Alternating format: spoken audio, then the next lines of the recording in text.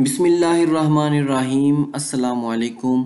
मैं हूं आपका फिज़िक्स टीचर हमज़ा अख्तर और आज हम स्टडी करेंगे चैप्टर 10 का next topic that is ripple tank.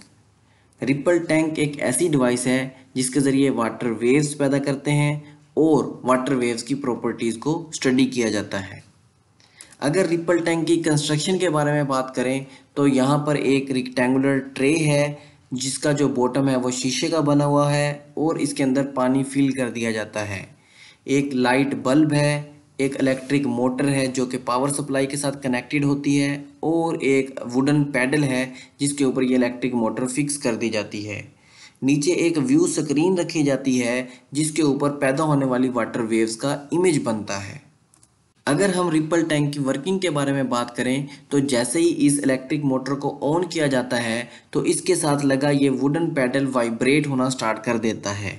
Wooden pedal की वाइब्रेशन से पानी में वेव्स पैदा होती हैं और ये लाइट बल्ब उन पैदा होने वाली वेव्स का इमेज बनाता है इस व्यू स्क्रीन के ऊपर।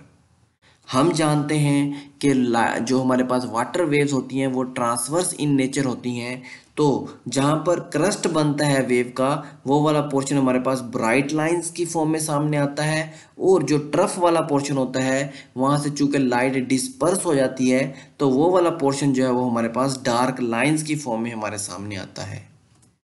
तो ओवरऑल जो हमारे पास पैटर्न बनता है वाटर वेव्स का वो कुछ इस तरह से बनता है जिसमें अल्टरनेटिव जो है हमारे पास ब्राइट और डार्क लाइंस बनती हैं।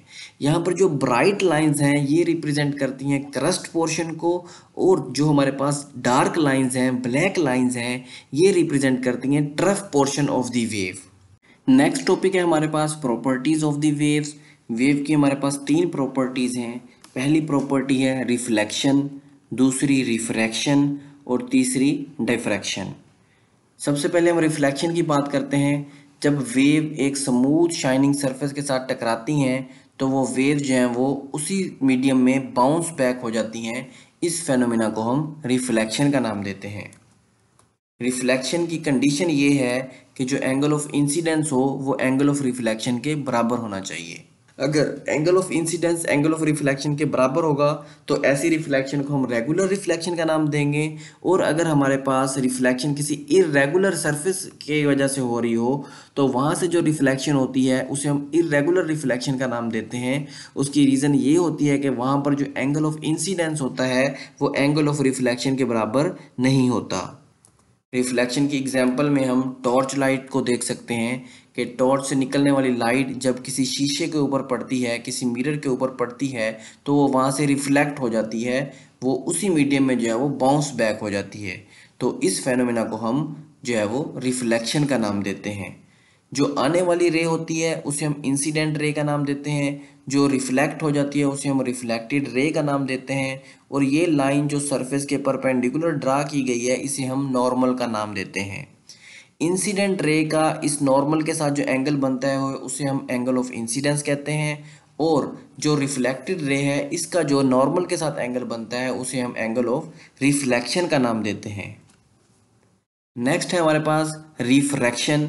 रिफ्रैक्शन हमारे पास क्या होती है, जब वेव किसी एक मीडियम से दूसरे मीडियम में जाती हैं तो उनकी डायरेक्शन ऑफ ट्रैवल, उनकी जो ट्रैवलिंग की डायरेक्शन है वो चेंज हो जाती है, वो बेंड हो जाती हैं। ये वाला फेनोमेना जो है वो हमारे पास रिफ्रैक्शन कहलाता है। रिफ्रैक्शन की पहली कंडीशन है कि जो इंसिडेंट रे हो वो सरफेस के परपेंडिकुलर नहीं होनी चाहिए। अगर इंसिडेंट रे सरफेस के परपेंडिकुलर होगी तो किसी भी किस्म की रिफ्रैक्शन नहीं होगी।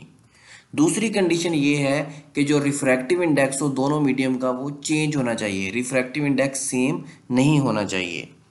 रिफ्रैक्शन की जो एग्जांपल है वो हमारे पास पहली है लेंस, कि ये जो लेंस है ये क्या कर रहा है, ये सोलर लाइट को फोकस कर रहा है एक पॉइंट पर और वहाँ पर हीटिंग इफेक्ट प्रोड्यूस कर रहा है।